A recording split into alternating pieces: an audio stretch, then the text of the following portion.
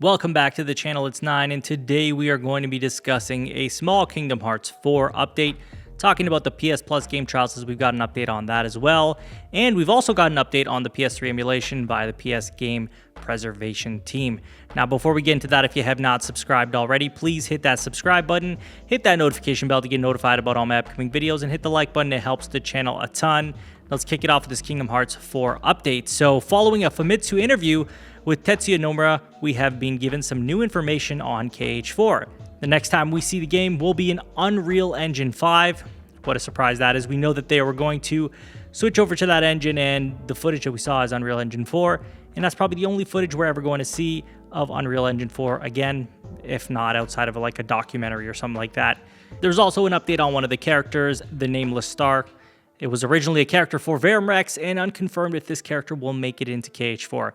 We'll see what happens, but I'm pretty sure that they'll probably put that character in there, given the way it's kind of presented in the interview. They kind of also allude to the fact that we're probably not going to see this game again for a while. They're working very hard on it, right? So it's still early development, technically speaking, so I don't expect that we're going to see anything anytime soon again. I felt like they just kind of wanted to present it, you know, for investors as well, for them to know that they're working on something there. So there you are. They're working on Kingdom Hearts 4, and don't expect to see this again probably for, I'm going to say, another year to 2 years. And then we'll finally start getting some pretty hefty pieces of trailers to kind of piece together the story and where that's going. But yeah, as for now, I think that's kind of all we're going to have from KH4 for a while. But I could be wrong. Maybe we'll get something again in like 6 months or however long, or Tokyo Game Show or whenever they decide to do it. But yeah, I'm not holding my breath for more Kingdom Hearts 4 footage anytime soon. Next up, let's get an update on this PS Plus game trial situation. We talked about it yesterday, and following up on the rumor, Gauthier Andre on Twitter clarified that extra dev work would not be required as Sony would generate the game trials themselves. This is technically still a rumor, so please, again, it's a rumor. That's how you should take it, really. In terms of this entire update, whether it's true or not, I feel like this makes the most sense. I mean, really, it doesn't need to be that complicated.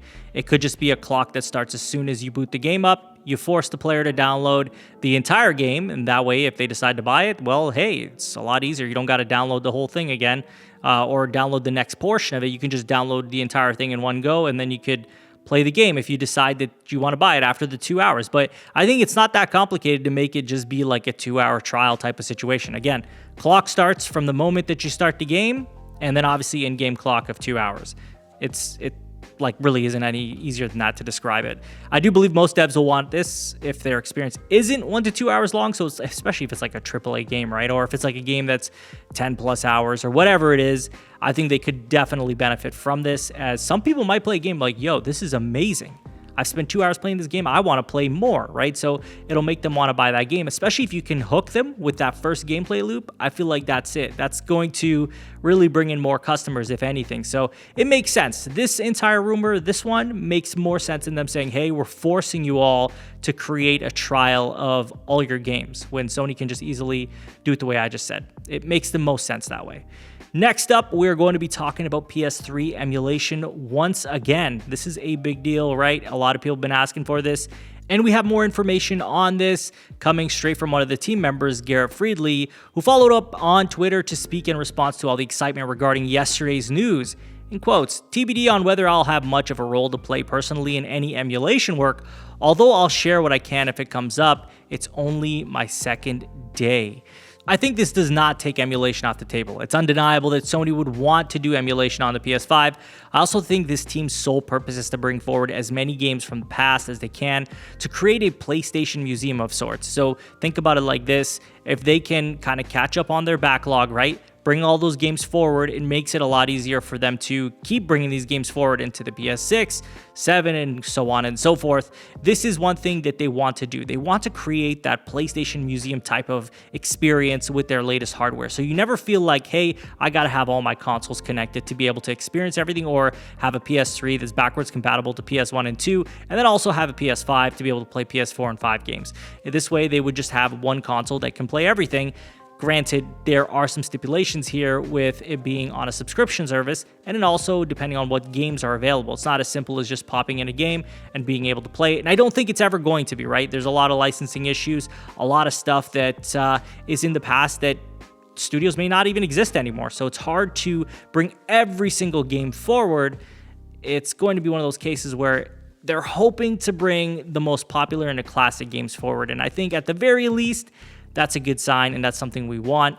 But I don't think we're ever going to see every game on the subscription service or every game accessible on the latest platform. So in the end, if you do want that entire like catalog of games where you can play pretty much anything, you're going to need to have the old hardware, and you're going to need to buy the old games.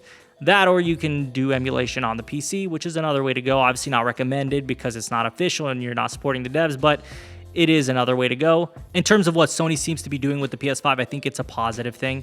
I know there's going to be those who say it's behind a subscription service. That's the issue. That's the issue. And I totally understand that complaint too, because it'd be amazing if we didn't have to have a subscription service to play our old PS3 games, PS2 games, and PS1 games. We could just pop them in. But there are hardware limitations right now that aren't built into the console, which does cause an issue in some cases. But it's going to be impossible to please everybody. We're just not going to be able to please everybody. But if this is the alternative, I like the idea of being able to access those things, even though, again, it's going to be behind a subscription service. Who knows? There may be a lot of benefits to it, right? Like, I mean, we're talking about this right now, but until we see the catalog of games, which they have said they're going to update every single month, it's going to be interesting to see what's on there. I think if there's a lot of quality content on there, it's going to look more appealing to a lot of people, and maybe some people who weren't willing to pay for it might want to, right? Because you're getting a lot of stuff for that subscription service, a ton of games, as well as a lot of classic legacy games, and you get game trials as well. And yeah, there's a lot of content there. So that's all I have for you guys in today's video. I'd love to hear from you. What do you think of this KH4 update? You looking forward to Kingdom Hearts 4? How do you feel about this PS Plus game trials update? Do you think it makes the most sense that they are going to execute it this way, where Sony creates the trial time period of 2 hours and probably going to start once you boot up the game? And how do you feel about this PS3 emulation that could be happening on the console, and just the kind of their goal and their plans of what it seems to be bringing older games forward? Let me know in the comments. And as always, if you have not subscribed already, please hit that subscribe button, hit that notification bell to get notified about all my upcoming videos, and hit the like button. It helps the channel a ton. You can follow me on Twitter and Twitch. Links will be in the description, and share this video with a friend. I will talk to you all on the next one. Take care.